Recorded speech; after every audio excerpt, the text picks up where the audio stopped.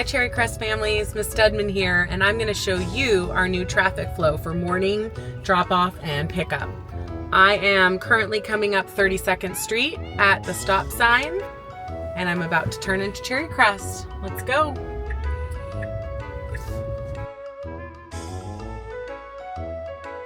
All right, Cherry Crest families, we are passing the bus loading area, staying to the right-hand side, and approaching the first stop sign. Instead of going straight, we're actually going to turn right. General parking, drop off this way. Follow the arrows. You can go to the through lane to the parking or the drop-off zone.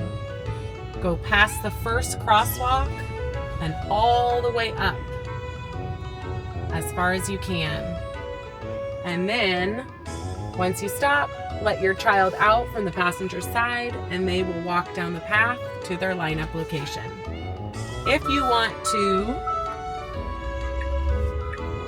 go into the parking lot, you'll stay on the left-hand side